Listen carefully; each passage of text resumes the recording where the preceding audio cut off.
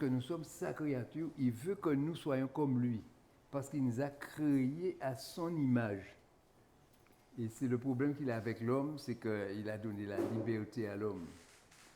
Et l'homme libre fait toujours des cas difficiles, des choses difficiles, il va au-delà.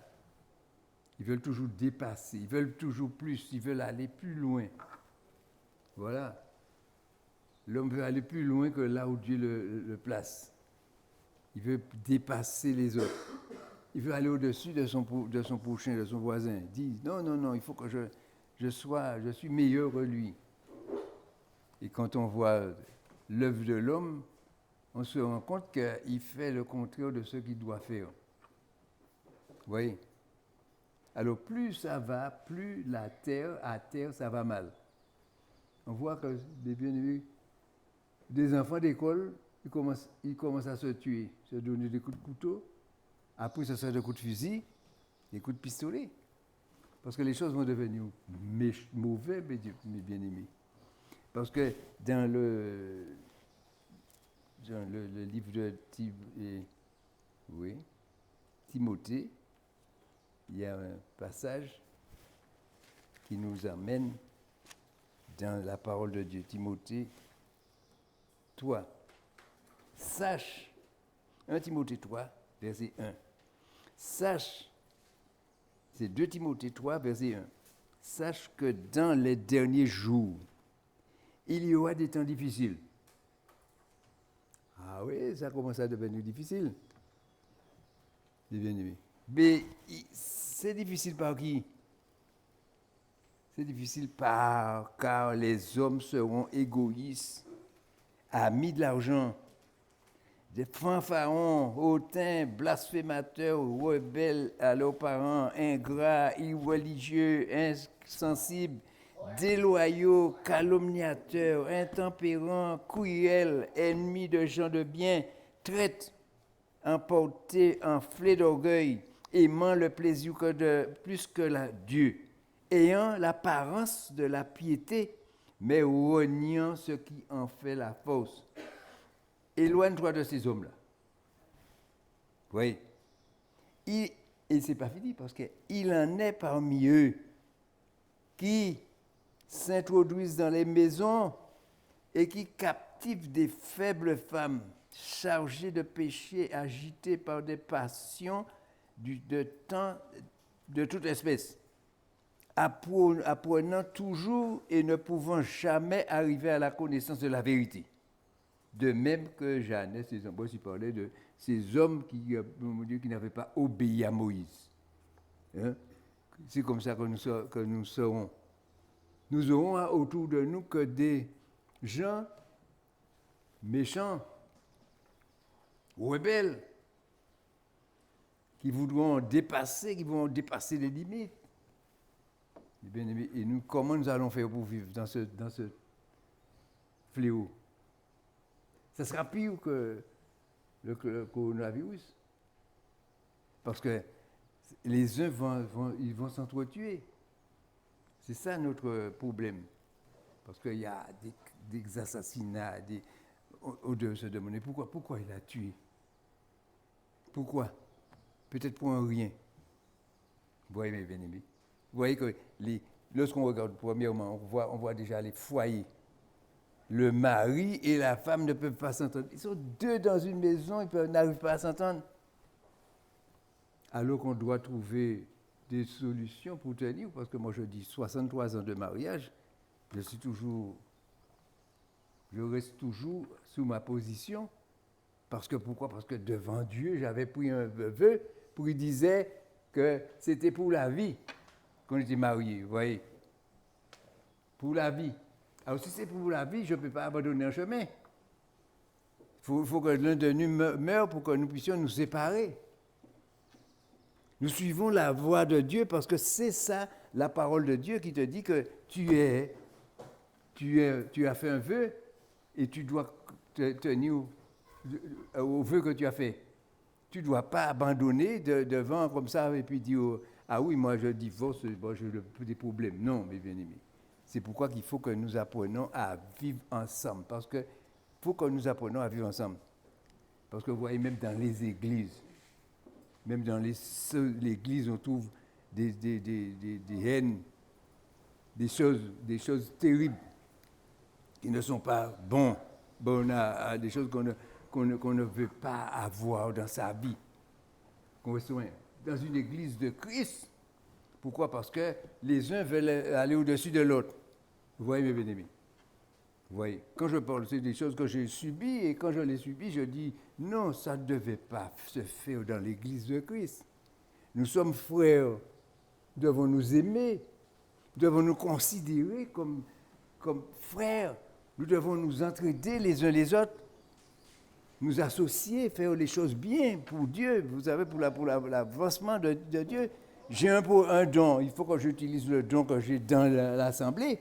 Et toi, tu as un don, utilises ton don que tu as. Je ne vais pas t'empêcher d'utiliser ton don. Je ne vais pas t'empêcher de parler parce que ce matin, j'ai bien vu que l'Esprit de Dieu était présent ce matin et il a dit des choses, mes bien-aimés, qui nous donnent encore du courage à tenir bon, à avancer, mes bien-aimés, dans la sainteté. Parce que ces choses arrivent vers nous par la sainteté, parce que, mes bien-aimés, l'Esprit de Dieu est présent. Mes bien-aimés, c'est ça. Vous voyez? Parce que ici, l'Esprit de Dieu, partout où l'Esprit de Dieu est, mes bien-aimés, il y a Dieu, il y a la parole de Dieu, il y a Dieu qui est présent et qui nous donne la conduite à suivre, mes bien-aimés. Il faut que nous pensions à tout ça. Vous voyez? Alors, ce qui arrive, c'est que on va lire un passage. Alors, j'ai pris ce passage-là, c'est pour savoir, pour penser à ce qui s'est passé, déjà cette semaine. Il y a déjà 2 jeunes qui sont morts à l'école, des jeunes à l'école. Même à Martinique, il y a un qui a donné un petit coup de couteau à un autre. Il est entré à l'hôpital. Alors, vous voyez, mes bien-aimés, on voit que ça commence à devenir pire, parce que si ça commence à l'école, alors on va voir que... tandis qu'à l'école, c'est pour nous apprendre à vivre ensemble, c'est pour nous apprendre à nous connaître, à grandir spirituellement, à grandir, à se former pour avoir un métier. Mais on commence par les assassinats. Ça, c'est pas bien. Vous voyez, mes bien-aimés. Et comment on va faire pour ôter ça de l'école? Puisque si nous sommes déjà là-dedans, ça sera difficile à chasser. Alors c'est pourquoi qu'il faut que... Je ne sais pas. Parce que vous voyez, moi j'ai été militaire. À l'âge de 20 ans, j'ai été militaire. Et bien j'étais heureux d'être militaire. C'est moi-même qui m'étais engagé. Parce qu'on m'avait pas accepté lorsque je devais passer mon séjour à l'armée. Alors moi, je me suis engagé et j'ai fait 3 ans et demi à l'armée. Si j'ai quitté l'armée, c'est parce qu'on ne voulait pas me laisser aller plus loin, puisqu'on ne voulait pas me grader, me permettre d'aller à l'examen pour aller plus haut. J'ai été caporal et après, je ne pouvais pas aller plus loin parce qu'en Martinique, on n'allait pas plus loin. Il fallait aller à l'étranger pour être sergent, pour avoir d'autres grades et tout ça. Alors, c'est pourquoi que j'ai abandonné, parce qu'on ne voulait pas m'envoyer là-bas, on voulait me garder ici, militaire, à Dezé, pour instruire les jeunes qui partaient en Algérie et ceux qui partaient chez les Chinois. Pas les Chinois, c'est les Vietnamiens, l'Indochine. Ouais. Alors, vous voyez, mes bien-aimés, alors on ne voulait pas m'envoyer là. Alors moi, je voulais partir à l'étranger parce que je voulais avoir la possibilité d'être un militaire ou faire ma carrière militaire. Mais ils n'ont pas voulu. Je dis que c'est Dieu qui n'a pas voulu, parce que Dieu n'a pas voulu que j'aille à la guerre. Oui. Et moi, j'étais décidé à aller. J'ai écrit, j'ai fait, machin, on voulait me garder encore. Quand j'ai fini mon séjour, ils voulaient me garder encore pour instruire les jeunes. Mais oui, mais moi, ça ne me convenait pas.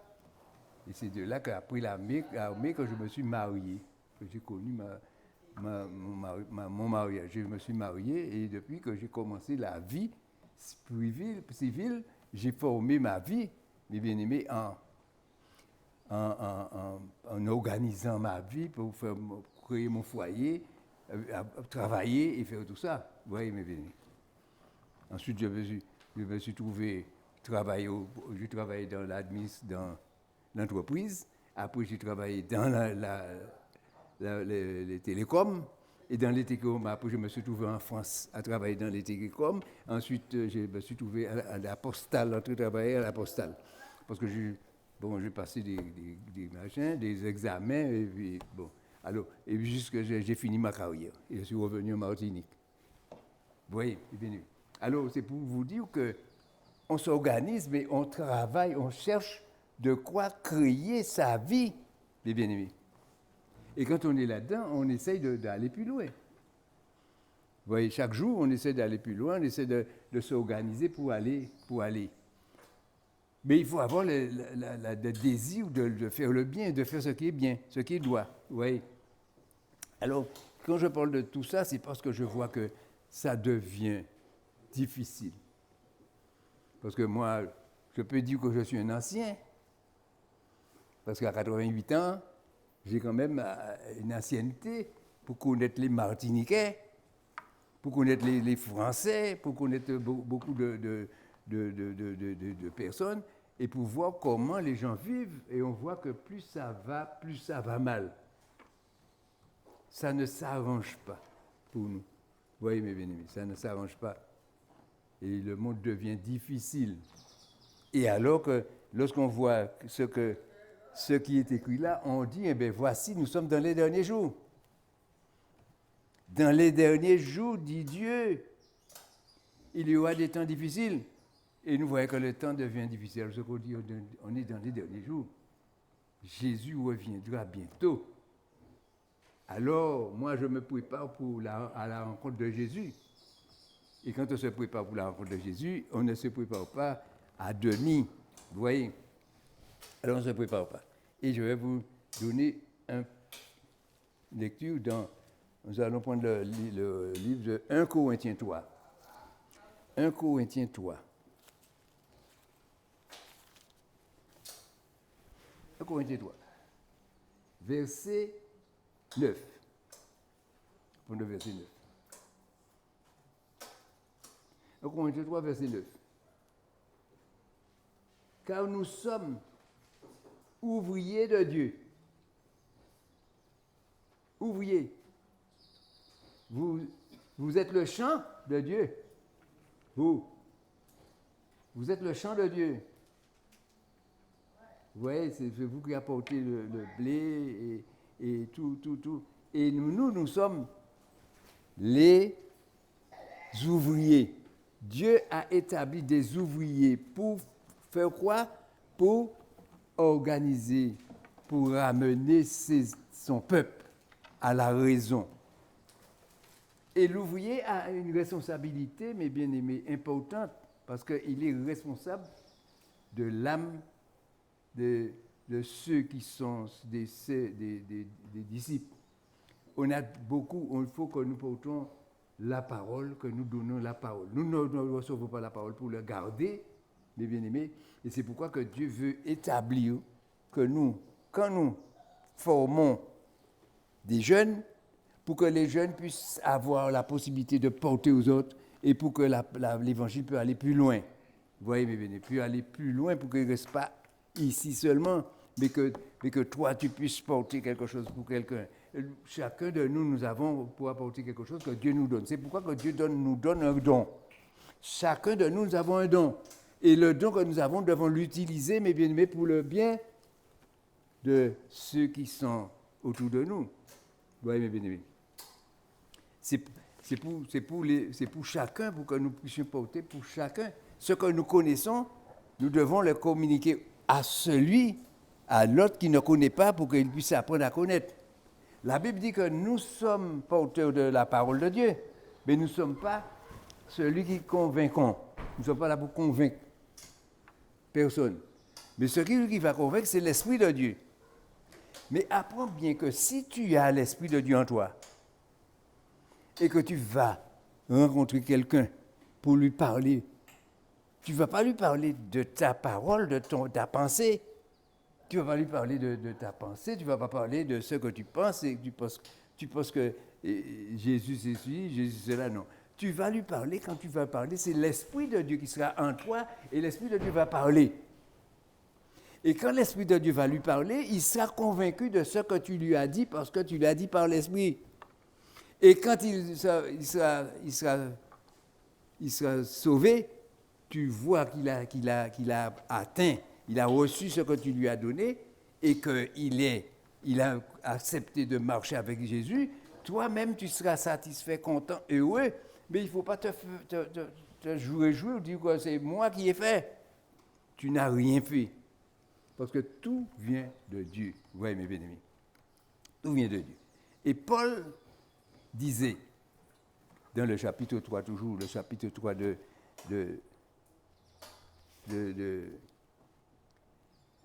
1 Corinthiens, parce que nous sommes ouvriers, nous ne sommes pas ingénieurs, nous ne sommes pas chefs, nous ne sommes pas rien, nous sommes ouvriers pour l'œuvre que Dieu nous a donnée, il a donné à chacun. Et c'est pourquoi il ne donne pas à tous les hommes, parce qu'autrement, on n'aurait eu que des dieux dans les églises, c'est eux qui avaient tous les dons. Parce que même s'ils n'ont pas tous les dons, il y en a qui sont comme des chefs d'église. Ils sont plus saints que tous les saints et que tout le monde leur appartient. Vous voyez, mes bien-aimés, il ne faut pas que ce soit ainsi. Alors, pour moi, frère, verset 1, ce n'est pas comme à des hommes spirituels que j'ai pu vous parler, mais comme à des hommes charnels, comme à des enfants de Christ.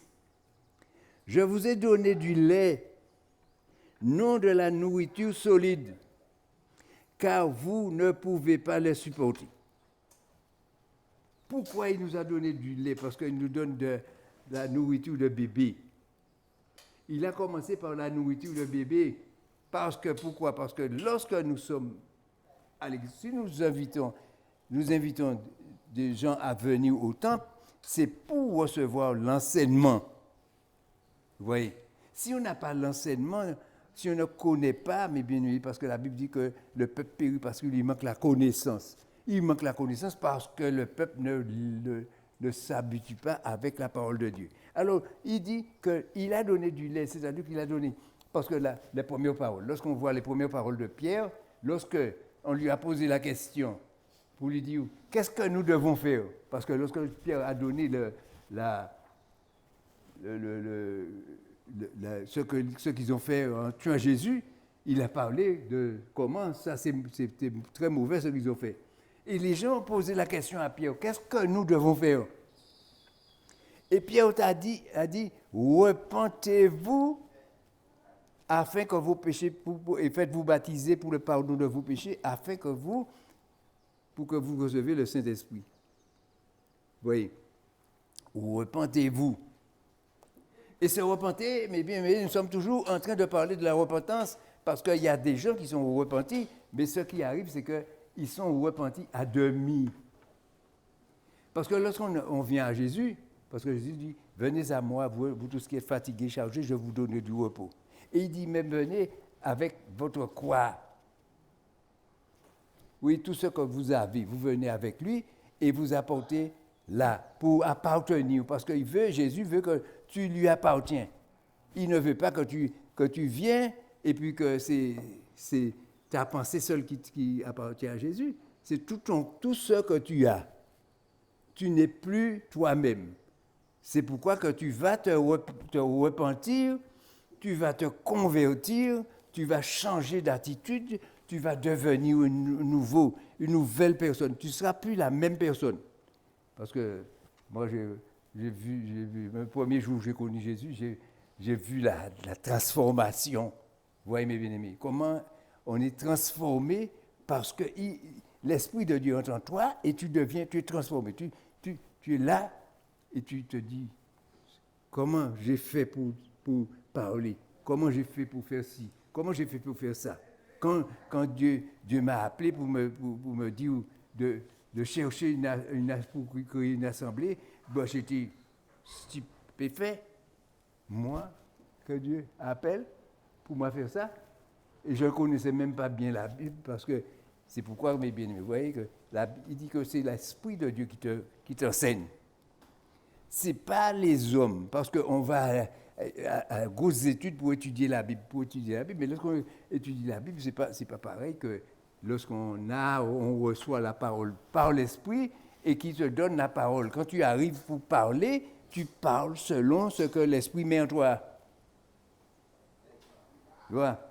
Et tandis que celui qui va à l'école, ce n'est pas par l'Esprit qu'il le fait, il le fait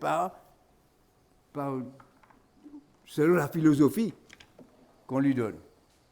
Alors c'est pourquoi qu'il faut que nous savons. Alors Paul dit là qu'il a donné du lait, c'est-à-dire qu'il n'a pas donné la parole solide. Pourquoi? Parce que les gens, il y a beaucoup de gens qui sont vexés lorsqu'on commence à leur parler de leur situation spirituelle. Ils trouvent, non, moi je suis rempli de l'esprit. Mais Dieu voudrait qu'il change d'attitude. Parce que ce que Dieu veut que nous soyons tout à lui. Il ne faut pas qu'il y ait la moitié, c'est à lui, et puis l'autre moitié, c'est au monde. Il veut que nous soyons à lui. Et quand nous sommes à lui, c'est pourquoi il nous dit, donne-moi ton cœur. Ézéchiel 36. Donne-moi ton cœur. C'est dans le Proverbe 28, 23, 26, il dit, mon fils, donne-moi ton cœur. Ah, lorsqu'on donne son cœur, parce qu'on donne son cœur à sa femme, on donne son cœur à d'autres personnes, on donne son cœur parce qu'on aime par-ci, par-là. Mais Jésus te dit, donne-moi. Quand tu lui donnes, tu ne peux plus l'utiliser. Il n'est plus à toi. Le cœur devient à Jésus. Il te dit, donne-moi ton cœur.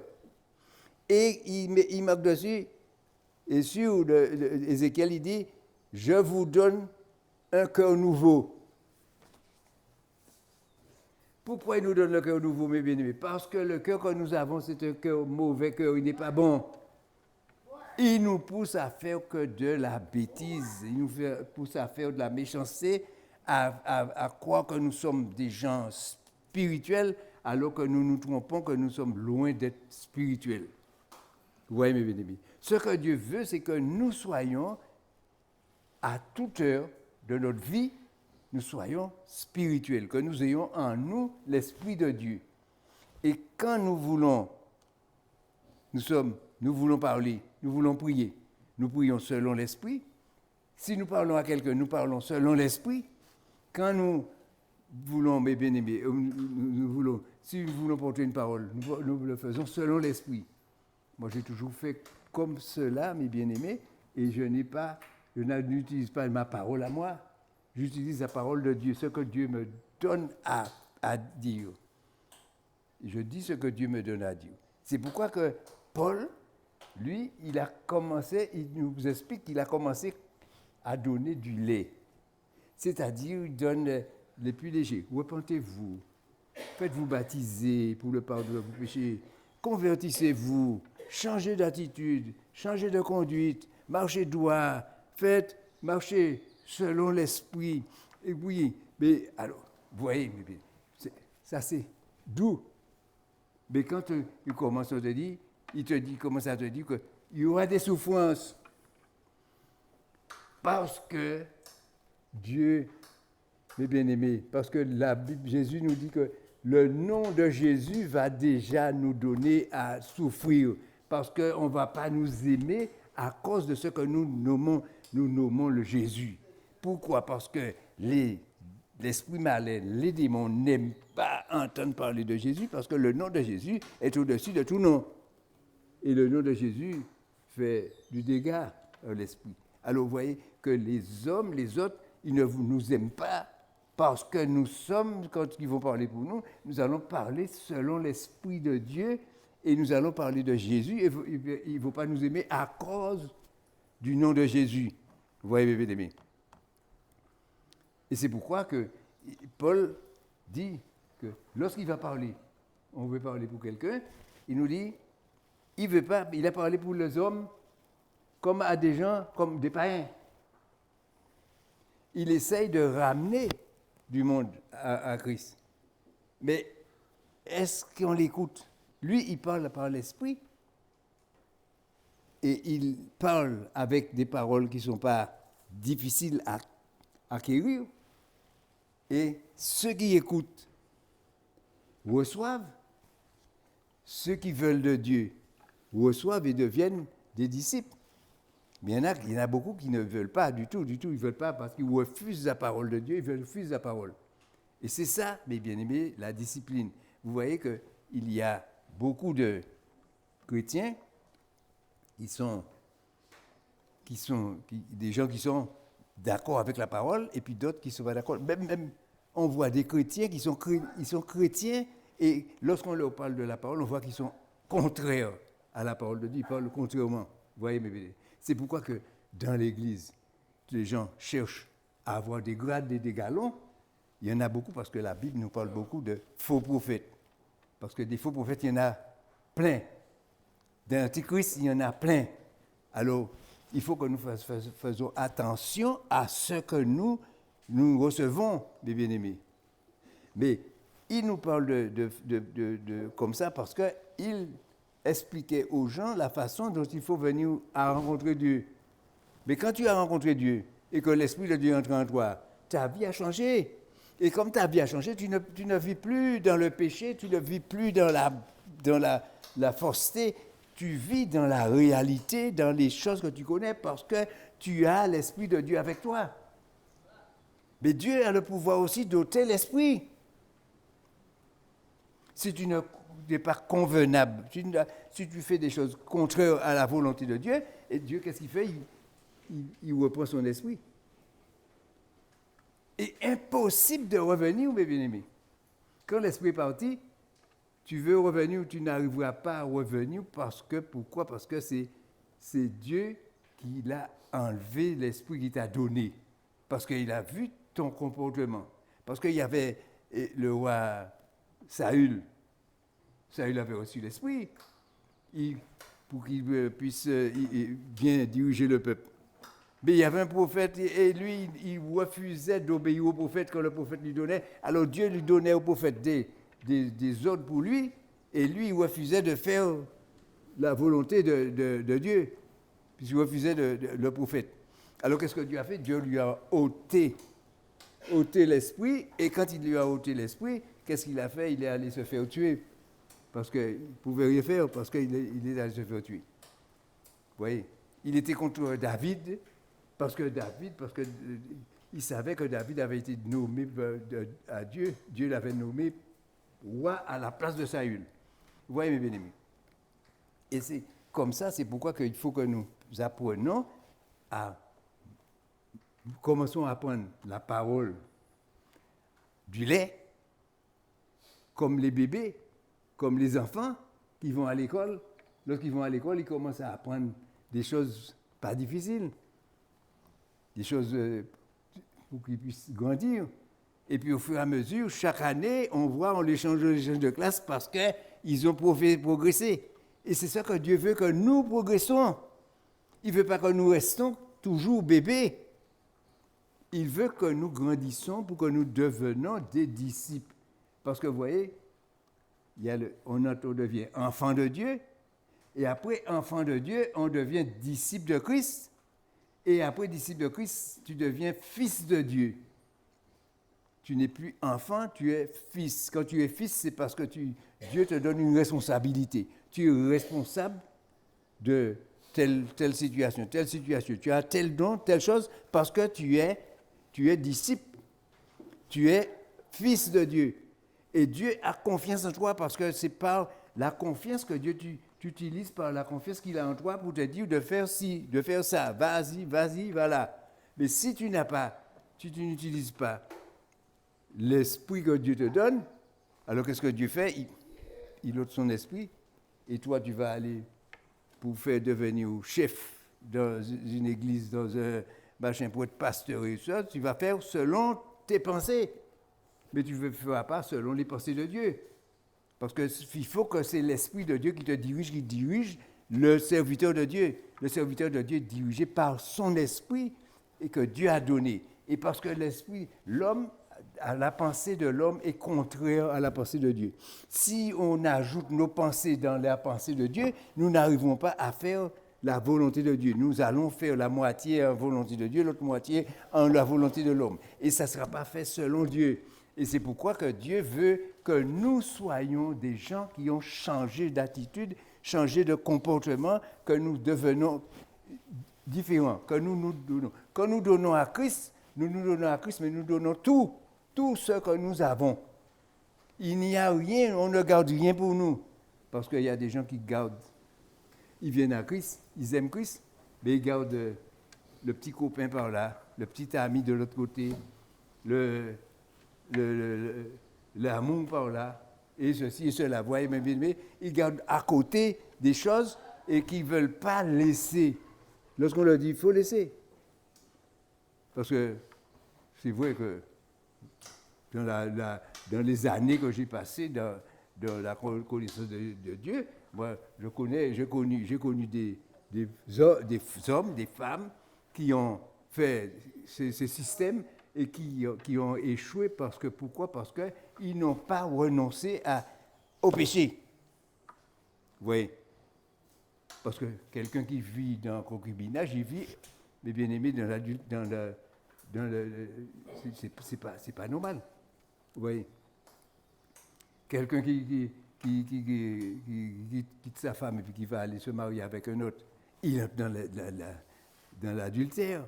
Il faut qu'il renonce à ces choses-là. Parce que les gens, ils font.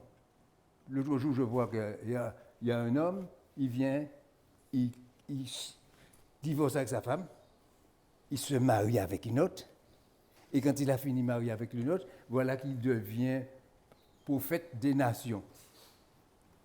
Alors, vous voyez que lorsqu'on va consulter un prophète comme ça, tu vas le consulter pour aller parler pour le prophète, qu'est-ce qu'il va te dire de bon? Est-ce qu'il va te donner une bonne conduite? Tu vas demander un conseil sur ton mariage, sur les problèmes que tu as, par exemple, dans ton mariage, dans tes machins. Comment il va te répondre? Qu'est-ce qu'il va te dire? Alors, c'est ça. Parce qu'il faut que nous soyons l'exemple, parce que nous sommes ouvriers, mais pas un ouvrier qui fait n'importe quoi. Nous faisons la volonté de Dieu. Ce que Dieu nous demande de faire, nous le faisons, mes bien-aimés. Et quand nous vivons, mes bien-aimés, sainement, dans l'obéissance. Mes bien-aimés. C'est pareil. Si tu as un mari qui n'est pas bon, qui n'est pas gentil, ou bien si tu as une femme qui n'est pas gentille, qu'est-ce que tu fais? Tu ne vas pas essayer de régler la situation toi-même, parce que les hommes aiment régler la situation. Ils prennent une ceinture, ils prennent un bâton, et il y en a même qui prennent un pistolet pour terminer, pour arranger les choses entre eux. Non, c'est pas comme ça qu'on va faire. On n'a qu'à voir papa, Seigneur, s'il te plaît, mets de l'ordre, arrange pour moi, fais ceci, fais cela. Et Dieu va faire pour toi. Parce que tout ce que tu as à faire, c'est pour que toi-même, tu n'aies pas de querelle avec d'autres personnes, tu n'as pas de querelle, parce que Dieu a horreur de ceux qui vivent dans le querelle. Vous voyez, bien aimé, s'il y a des sujets qui vont te pousser à la querelle, qu'est-ce que tu vas faire? Tu vas consulter Dieu, et quand tu vas consulter Dieu, Dieu saura comment te tirer dans cette situation-là. Vous voyez, mes bien-aimés? C'est pourquoi il faut faire attention à ce qu'on fait. Il faut faire tout attention parce que tout est écrit. Nous avons l'écriture. Parce que qu'est-ce que Paul... Attendez, on va lire ce que Paul dit à Timothée. Dans Timothée.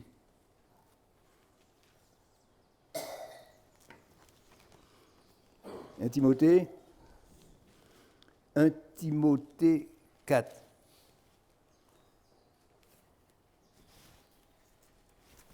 1 Timothée 4, verset 11. 1 Timothée 4, verset 11. Et donne-moi ça. 4, verset 11. 2 Timothée, 1 Timothée 4. 4, verset 11. Voilà, qu'est-ce qu'il dit?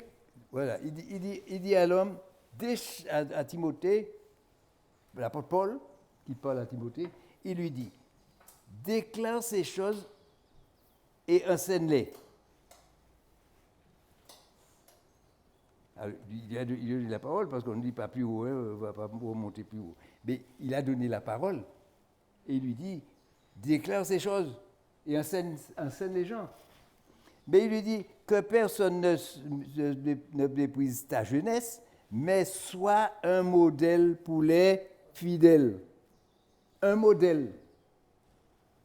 En parole, en conduite, en amour, en foi et pureté.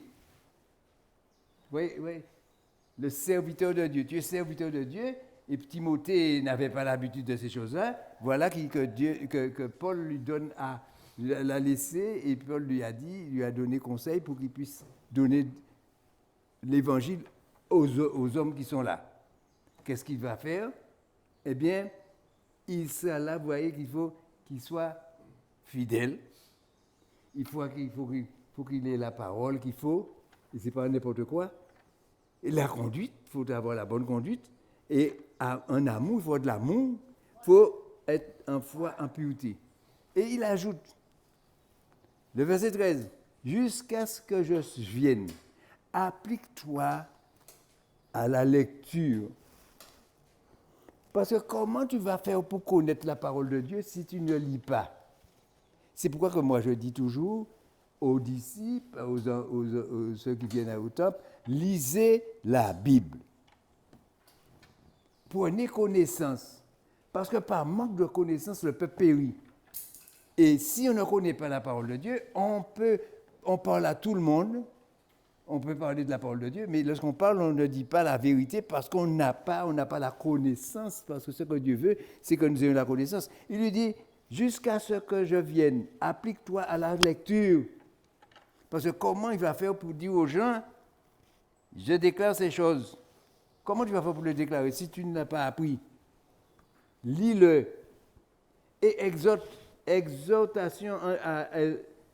Alors, il dit, je t'applique ce que vienne, applique-toi à la lecture, à l'exhortation, pour exhorter, et à l'enseignement. Tu enseignes quelqu'un, mais il faut enseigner quelque chose que tu connais.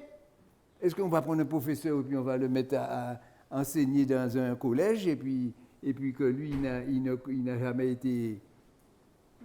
n'a jamais passé d'examen pour savoir s'il est capable de le faire. Il faut qu'il soit capable de le faire. Alors, il faut qu'il ait toutes ces choses-là, il faut qu'il soit exemplaire. Lorsqu'on est exemplaire, c'est que les autres, parce que Paul dit que nous devons l'imiter. Moi, je fais comme Jésus, il a dit, moi, je fais comme Jésus, alors vous, imitez-moi. Alors, si vous imitez moi, si vous imitez Paul, vous imitez Jésus, parce qu'il fait comme Jésus. Il suit Jésus, il imite Jésus, alors il veut dire que nous l'imitons aussi. Alors, c'est pourquoi que nous devons imiter, mes bien-aimés. Imiter la connaissance. Et il faut que nous apprenions à, mes bien-aimés, jusqu'à ce que je vienne, applique-toi à la lecture. Lis la Bible. Lis la Bible. Lis la Bible, ma soeur. Lis la Bible. Et si tu lis la Bible, tu vas voir qu'il y a des choses que tu dis, ah ouais, j'avais cru ça à l'envers. Et non seulement que tu as la Bible, mais tu as Jésus en toi, tu as l'Esprit de Dieu en toi. Et l'Esprit de Dieu va t'expliquer des choses que tu n'as pas compris. Les paraboles, parce qu'il y a beaucoup de paraboles dans la Bible. Mais il y a beaucoup de paraboles que les gens lisent et puis ils n'ont pas compris. Ils racontent n'importe comment, ils disent n'importe quoi. Mais quand tu lis la parole de Dieu et que l'Esprit de Dieu, à toi, l'Esprit de Dieu va t'expliquer ce que ça veut dire. Vous voyez, mes bien-aimés? Parce que tu as l'Esprit de Dieu, tu as l'outil qu'il faut pour t'apprendre à connaître la connaissance, à recevoir la connaissance. Mais si tu n'as pas la connaissance, tu n'es pas de Dieu. Si tu n'as pas la connaissance, si tu n'as pas l'Esprit de Dieu, tu n'appartiens pas à Dieu. Tu as beau dire, je suis un chrétien, j'aime Jésus, j'ai tout cela, mais tu n'es pas un chrétien parce que tu ne fais pas la volonté de Dieu, parce qu'on n'arrive pas à faire la volonté de Dieu, sinon on ne marche pas avec la connaissance, l'obéissance de la parole. Parce qu'il faut obéir à la parole. Parce que dans le Deutéronome 28, il dit, si tu obéis au commandement que je te donne, je commanderai, c'est la phrase qui est bien, je commanderai à la bénédiction d'être avec toi. Il va dire à la bénédiction, sois avec lui. Et la bénédiction, partout où tu iras, il te dit que tu vas réussir dans tout ce que tu vas aller faire, tout ce que tu vas faire parce que tu auras la bénédiction avec toi. Mais si tu ne obéis pas, il te dit que tu auras la malédiction. Et la malédiction, c'est quelque chose qu'il ne faut pas parler aux hommes parce que les gens ne veulent pas qu'on leur parle de la malédiction, alors que, mes bien-aimés, c'est vrai.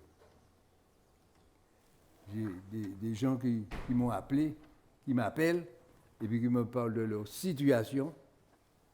Et quand on les voit dans la malédiction, on ne peut pas leur dire que tu es dans la malédiction. Il ne va pas prendre ça.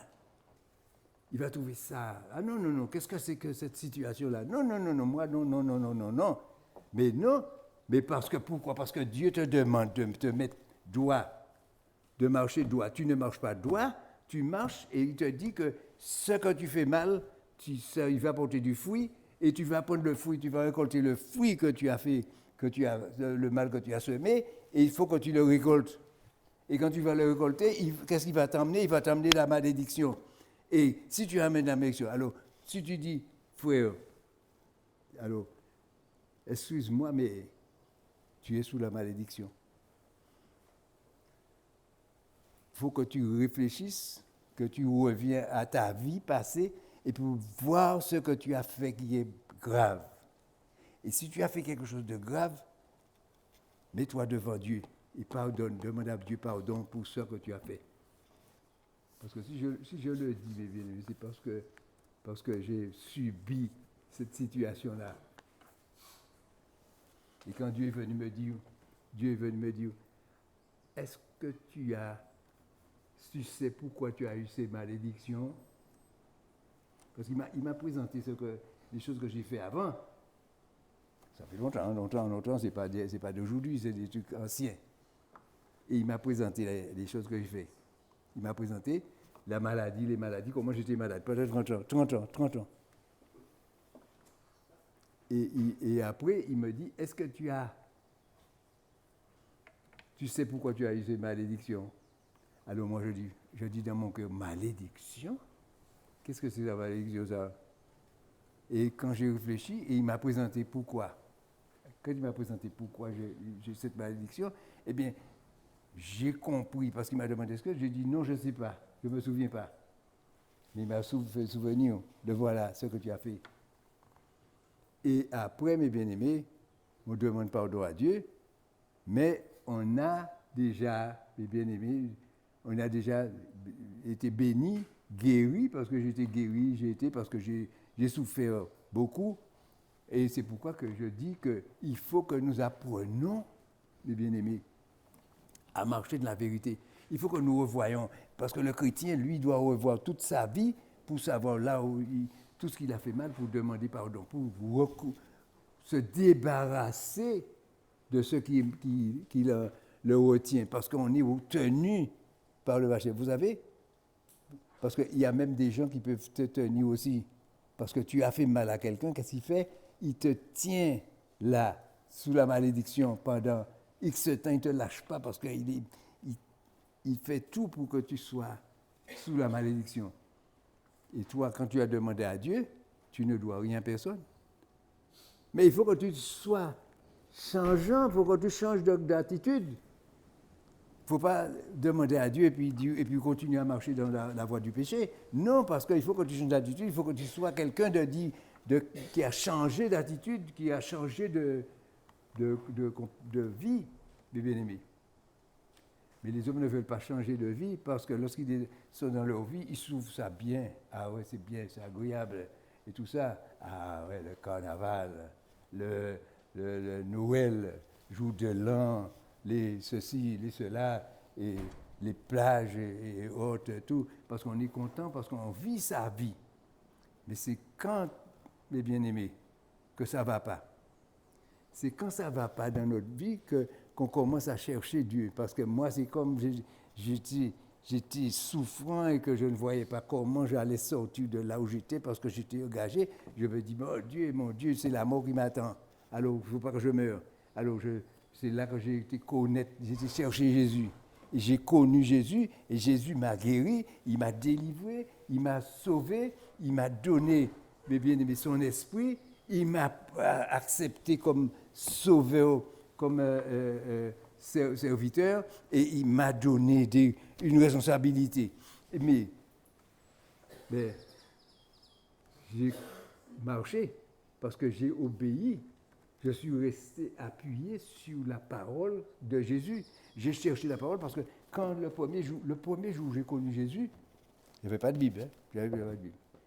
J'ai acheté la Bible le même jour. Le jour, j'ai commencé à lire la Bible. Ah, j'ai trouvé ça formidable. J'ai dit, non, c'est pas possible. Il y a tout ça là, et puis j'ai pas lu ça, laisse-moi lire. Alors, j'ai commencé à prendre la Bible. J'ai commencé à prendre des cahiers pour moi, prendre des notes pour moi, m'exhorter un peu dans la connaissance de la parole de Dieu. Eh bien voilà, aujourd'hui, si je suis là en train de parler avec vous, c'est parce que je me suis enseigné, pas par moi-même, par l'Esprit de Dieu qui était en moi. Et j'ai connu la parole de Dieu par l'Esprit. Vous voyez, mes bien-aimés. Et pourquoi? Parce que je n'ai pas cherché d'autres moyens. Je dis, le seul moyen qu'il y a pour moi me sauver ma vie, c'est d'avoir Jésus dans ma vie. Avec Jésus, je suis sûr de ne pas mourir. Alors, je suis resté avec Jésus. Et je suis resté attaché avec lui. Vous voyez, mes bien-aimés? Et c'est comme ça que j'ai vu. Et c'est pourquoi il est venu me présenter, me montrer pourquoi, quand on a quelque chose, on a un problème, il faut savoir que le problème, c'est pourquoi tu as ce problème-là. Moi, je ne sais pas savoir pourquoi j'ai le problème. Quand j'ai un problème, je dis à Jésus, j'ai un problème. Mais Jésus, si j'ai un problème qui revient, qui vient de Dieu, qu'est-ce que Jésus va faire? Qu'est-ce que Dieu va faire? Il va me faire payer pour le mal que j'ai fait, puisqu'il ne veut pas que je fasse mal. Il veut me mettre dans le droit chemin.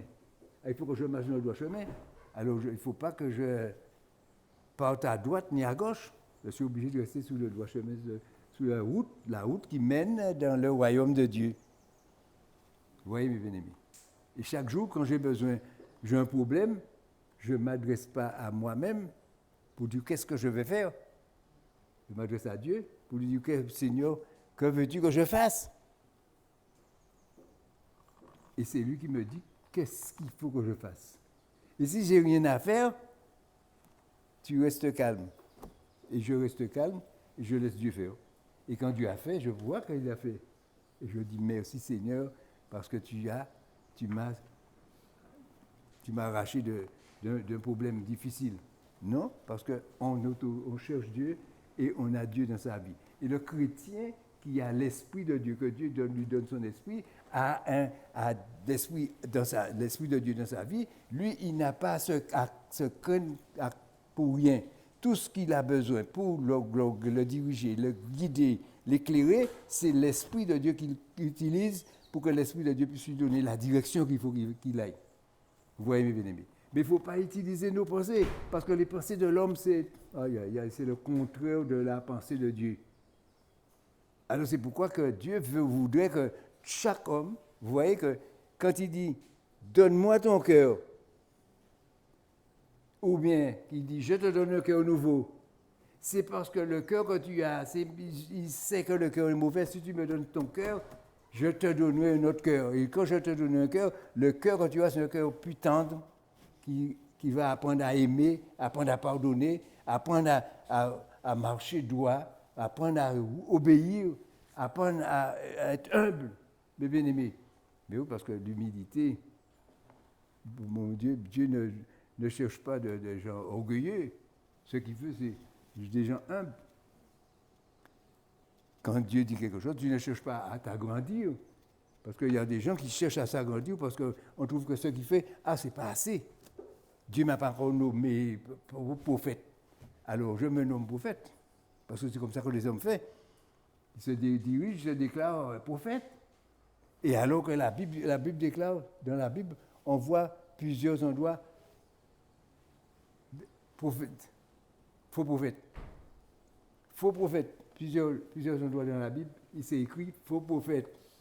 Alors, lorsqu'on a des gens qui sont faux prophètes, alors toi-même qui es chrétien, fais attention à là où tu mets tes pieds. Il faut reconnaître les faux. Comment on fait pour les reconnaître? On les reconnaît par leurs œuvres. Par leurs œuvres, la façon de parler, la façon d'agir, on sait que ça non. Ou bien par la conduite, par le comportement, par la conduite, par leur vie, les bien-aimés. Ouais, un prophète ne vient pas dans une église, et puis quand il voit une jeune femme qui lui plaît, et il couche avec, et après la jeune femme a un enfant, et lui il se sauve. Et mais quand il est arrivé, il était prophète des nations. Il s'est sauvé, il est parti, et la jeune fille avec son enfant, qu'est-ce qu'elle fait? Eh bien, son enfant n'a pas de papa. Et lui, elle avait affaire à un prophète qui se disait prophète, mais il ne savait pas que c'était un faux prophète. Vous voyez, mes bien-aimés? Et c'est comme ça qu'il faut pas que l'homme se laisse aller, se laisse prendre par n'importe qui. Vous voyez, mes bien-aimés? Il faut que nous soyons raisonnables et que nous demandons à Dieu, à chaque fois que nous avons quelque chose à faire, nous demandons à Dieu son avis sur ce que tu vas faire. Et Dieu va te répondre. Dieu répond. Dieu nous parle. Dieu parle, mes bien-aimés. C'est nous qui n'écoutons pas Dieu. Nous faisons le sourd parce que quand Dieu parle, ça ne nous intéresse pas. Ce qui nous intéresse, c'est ce que nous avons dans la pensée, de notre pensée. Ce que nous avons envie de faire. Et autres, mes bien-aimés. Oh oui, c'est ça. Mais la pensée, lorsqu'on a ces pensées, mes bien-aimés, les pensées nous emmènent dans des choses terribles. Des choses que après, quand Dieu te parle, tu vois que toi-même, tu t'es mis dans un piège. Parce que tu n'as pas écouté, tu n'as pas cherché Dieu dans ta vie et tu t'es mis dans des difficultés. Vous voyez, mes bien-aimés? Parce que Dieu est là pour nous donner la vie, parce que ce que Dieu veut, il nous aime et il ne veut pas que nous souffrons, il ne veut pas que nous avons des manques, que nous ne vivons pas bien, il ne veut pas que nous soyons toujours angoissés, que nous soyons malades, des trucs comme ça. Non, Dieu, ce n'est pas ce qu'il veut pour nous. Il veut que nous soyons bien. Si quelqu'un t'insulte pour Jésus, il te dit, ce n'est pas la peine de te contrarier. Ce n'est pas la peine de te fâcher pour ça, puisque ça va se faire. C'est écrit dans la parole que ça va se faire. Alors, ils vont t'insulter, mais qu'ils vont t'insulter, fais comme si tu n'as pas entendu. Vous voyez, moi j'ai fait comme ça. Hein. Vous voyez, j'ai fait comme ça, quand je dis j'ai fait comme ça, on m'a parlé. Je me souviens, je suis allé dans 2 assemblées. Dans 2 assemblées, on m'a fait ça. Lorsqu'ils m'ont vu là, il y avait un message pour moi. Il a lancé le message, mais disons que je n'ai pas entendu. Je n'ai pas entendu, je n'ai pas pris le message pour moi. Dans 2 assemblées, ils m'ont fait ça. Je suis pas allé parce qu'on voulait me prendre pour... Et ce qui arrive, c'est que, mes bien-aimés, quand on voit quelqu'un, parce que les gens ils se mélangent des fois dans des choses qui ne sont pas bien, et quand on le voit et il a un malheur, il est mort, tout comme ça, les gens, le gars qui était si gentil, si ceci, si cela, tout ça.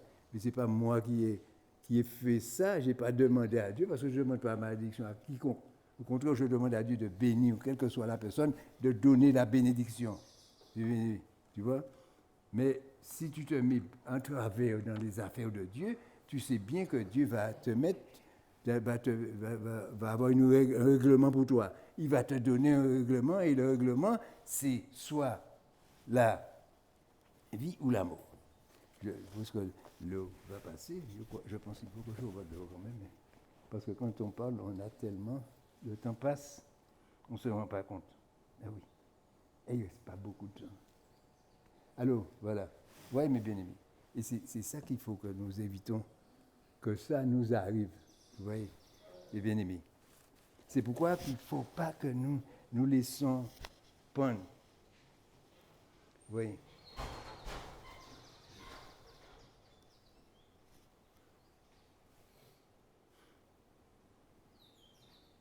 Alors, 2 Corinthiens 3, verset 17. 2 Corinthiens 3, verset 17.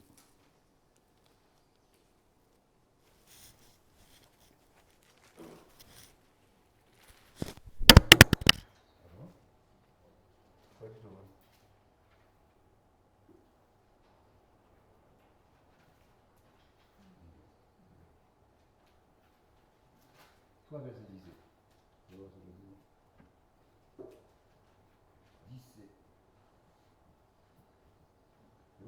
Oh, le Seigneur c'est l'Esprit. Dieu c'est l'Esprit. Dieu c'est pas un homme qu'on voit. C'est un esprit. Et là où est l'Esprit du Seigneur, là est la liberté. Alors si tu as l'Esprit de Dieu avec toi, tu n'as pas de problème parce que tu es libre. La liberté. Nous sommes transformés en la même image quand tu reçois l'Esprit de Dieu. Tu es l'Esprit. Tu vois, de gloire en gloire par l'Esprit du Seigneur. Nous sommes transformés en la même image de la gloire en gloire par l'Esprit du Seigneur. Tu fais des miracles, des prodiges, parce que Jésus a dit que nous allons faire plus que lui, même plus que lui. Mais pourquoi? Parce que nous n'allons pas nous vanter de dire que je suis un grand guérisseur, un grand ceci, vous voyez mes bien-aimés. Lorsqu'on le fait, on sait que ce n'est pas nous qui faisons, c'est Dieu qui le fait. C'est Dieu, lorsqu'on demande à Dieu, Dieu délivre parce que Dieu nous a dit de demander si tu as besoin de quelque chose, puis quelqu'un est malade, il souffre, tu appelles les anciens de l'église, les anciens de l'église prient pour toi. Et quand ils ont prié, tu seras guéri. Tu vois? Il va te loin d'huile et tu seras guéri. Et tu ne vas pas t'étonner de savoir que ça a été fait, mais ça n'a pas été fait par des hommes, ça a été fait par l'Esprit de Dieu. C'est pourquoi Dieu nous donne son esprit, parce que l'Esprit de Dieu qui est en nous, c'est par cet esprit-là que nous fonctionnons.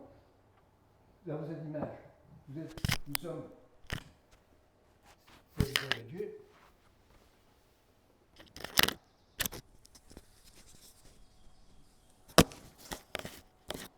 Gloire à Dieu. Alors, vous voyez, mes bien-aimés, et c'est pour ça qu'il faut que nous apprenions à marcher correctement dans la vie. Vous voyez.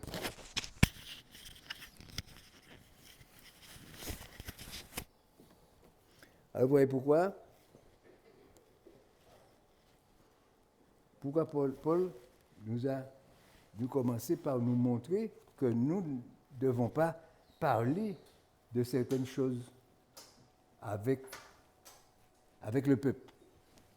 Il y a certaines choses qu'on ne peut pas dire.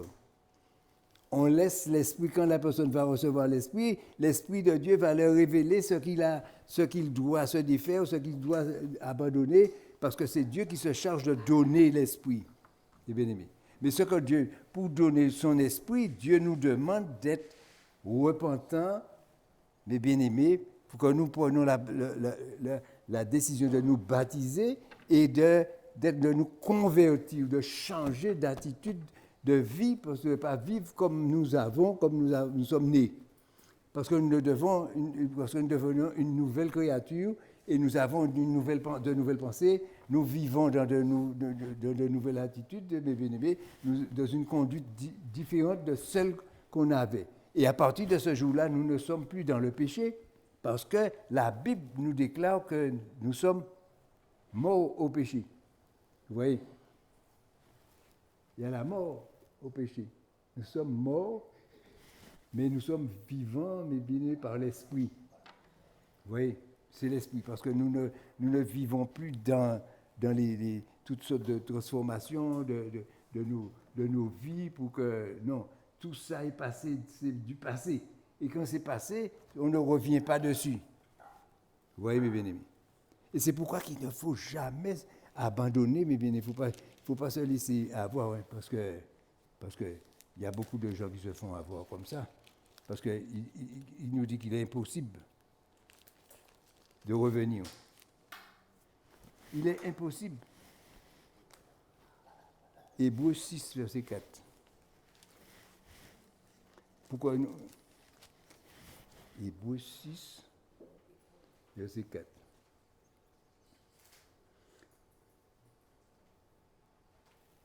C'est ça? Non? Mais c'est ce que je dis. Hébreux 6, verset 4. Voilà. Car il est impossible. Je vais vous montrer quelque chose qui est possible, hein?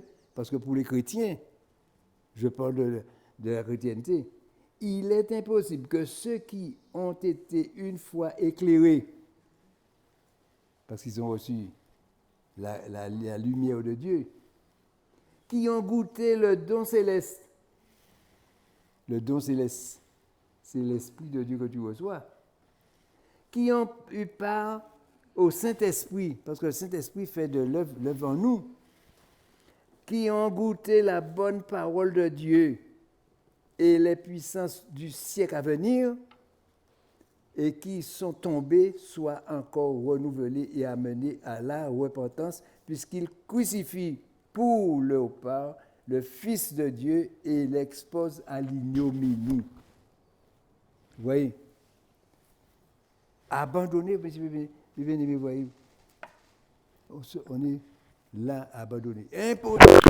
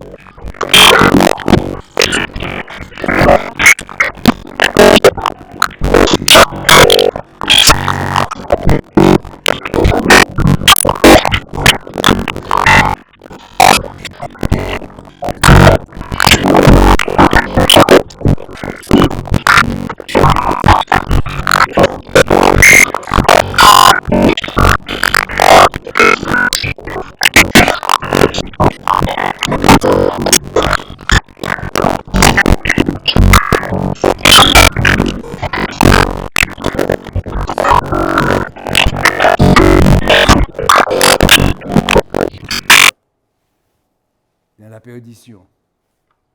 Et comment faire? Parce que nous ne pouvons pas sauver, ce n'est pas nous qui sauvons. Celui qui sauve, c'est Dieu. Nous faisons le devoir que Dieu nous a donné à faire, c'est de donner conseil, de conseiller les gens à ne pas se laisser perdre pour un point de direction loin de nous, mais de marcher droit. Vous voyez, mes bien-aimés, de marcher dans la voie de Dieu. Et tout le temps que tu es dans la voie de Dieu, tu es sur la bonne voie et tu vas réussir ta vie. Mais il ne faut pas dévier, mes bien-aimés, pour tenir ferme. Même si on voit qu'il y a des difficultés, mes bien-aimés, parce que vous voyez, le chrétien, il ne faut pas croire que le chrétien, c'est tous les jours qu'il aura de la bénédiction. Hein. Parce qu'il y a des moments où ça sera difficile. Le moment où c'est difficile, on invoque Dieu et demande à Dieu de l'aide. Et tu verras que Dieu ne t'oublie pas. Dieu a dit, ce matin, on a chanté là, Dieu ne va pas nous oublier. Nous croyons qu'il ne va pas nous oublier. Et ça, c'est une réalité, il ne nous oubliera pas. Lorsque tu as un problème, tu l'appelles, tu parles avec lui, tu lui parles, il a entendu ce que tu as dit et il agit pour toi. Et quand il a agi, sans que tu te fasses de difficultés, que tu as des problèmes, tu restes étonné de voir ce qu'il fait. Pourquoi? Parce qu'il veut nous sauver et il veut le bien pour nous. Alors, mes bien-aimés, tenez bien, tenez ferme, marchez, mes bien-aimés, marchez dans la voie de Dieu. Je vous le conseille, ne faites pas demi-tour. Tenez ferme. Et surtout, si vous allez dans une assemblée, bien regarder avec qui vous êtes. Parce que ce n'est pas tous qui sont des disciples de Christ. Hein. Parce qu'il y en a beaucoup de faux. Alors, il faut faire attention aux faux qui nous mènent dans la perdition. Alors, il faut faire attention. Alors, tenez bon. Et Dieu nous aime. L'amour de Dieu se manifeste pour ses enfants. Vous voyez? Et vous voyez qu'il nous prend enfants, il nous fait de nous des disciples, et après nous devenons ses fils. Viens mon fils, j'ai ça à te dire. Tiens, va faire ça pour moi. Fais ci, fais ça pour moi comme ça. Oui, Père, je vais. Et je fais ce que Dieu m'a donné à faire. Et quand je reviens, Père me dit, merci, tu as bien fait. Voilà, on est en communion avec Dieu. On est en communion. Et à chaque fois que tu as quelque chose, tu vois, tu es en communion avec Dieu. Et tu es content, tu es fier. Et tu ne cherches pas midi à 14h. Tu veux vivre en Jésus-Christ. Parce que tu as choisi de le faire. Parce que lorsque la personne se repent, on lui demande bien, est-ce que tu veux accepter Jésus dans ta vie? Oui. Tu veux tu te donnes à lui? Oui. Bien, donne-lui tout ce que tu as. Tout. La vie, même ta vie. Tu mets ta vie entre ses mains. Et quand tu lui donneras ta vie, tu verras qu'il va te donner une vie nouvelle. Mais cette vie nouvelle-là, c'est si tu obéis. Parce que si tu n'obéis pas, ce n'est pas une vie nouvelle que tu vas mener. Tu vas aller vivre dans une vie compliquée où tu ne trouveras pas la bénédiction que tu cherches, le bonheur que tu cherches, l'amour que tu cherches. Mais tu l'auras si tu as obéi.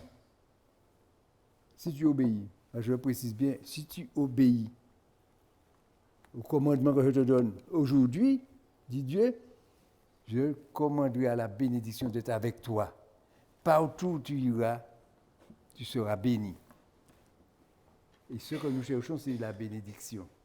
Et nous voulons vivre dans la bénédiction parce que lorsqu'on est dans la bénédiction, mes bien-aimés, et surtout, ce qui arrive, c'est que souvent la bénédiction n'est pas toujours la bénédiction que nous désirons, parce que nous voulons ceci, cela, mais Dieu n'est pas forcé de nous donner ce que nous demandons, parce qu'il sait que ce qui est bon pour nous et ce qui n'est pas bon pour nous. Et nous devons nous contenter de ce qu'il nous donne, et le remercier pour tout ce qu'il nous donne. Et nous allons voir la gloire de Dieu dans nos vies. Et nous allons voir que l'Église, mes bien-aimés, sera une Église flamboyante, avec la lumière de Dieu, mes bien-aimés, au milieu de nous. Nous allons voir la lumière. Il y a des choses qui vont se faire. Gloire à Dieu. Dieu nous aime. Nous devons le dire. Amen.